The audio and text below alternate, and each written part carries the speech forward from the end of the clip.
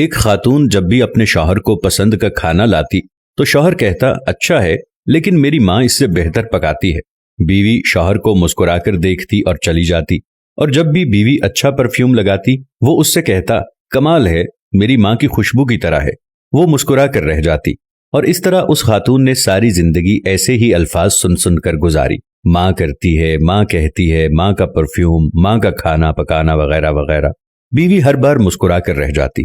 اس عورت کی ایک بہت خوبصورت عادت تھی کہ جب بھی اس کا شوہر کام سے گھر آتا تو بیوی ہمیشہ چہرے پر مسکراہٹ سے شوہر کا استقبال کرتی، کیونکہ وہ عورت جانتی تھی کہ بیوی کا ایک میٹھا بول شوہر کی دن بھر کی تھکان اتار دیتا ہے۔ اس لیے وہ جب بھی اس کا خامد گھر آتا وہ شکوے شکایت کی بجائے چہرے پر مسکراہٹ سے استقبال کرتی، کیونکہ وہ اپنی بیوی اور بچوں کی خاطر دن بھر خون پسینہ ایک کر کے آ رہا ہے۔ شادی کے 27 سال بعد ان کی والدہ کا انتقال ہو گیا۔ والدہ کی تدفین کے بعد شوہر اکیلا بیٹھا تھا۔ اس کی بیوی اس کی آزمائش میں اسے تسلی دینے لگی تو اس نے اس سے کہا اب تمہارا کھانا پکانا میری ماں کے پکانے جیسا ہو گیا ہے، اور تمہاری باتیں میری ماں کی طرح ہیں، اور تمہاری ہنسی اور تمہاری خوشبو بھی میری ماں جیسی ہو گئی ہے۔ بیوی مسکرا کر بولی وہ کیسے؟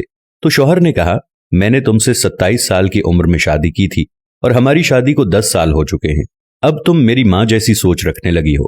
بیوی کہنے لگی کہ آپ ریاضی کے پروفیسر ہیں، پھر بھی آپ کا حساب غلط ہے۔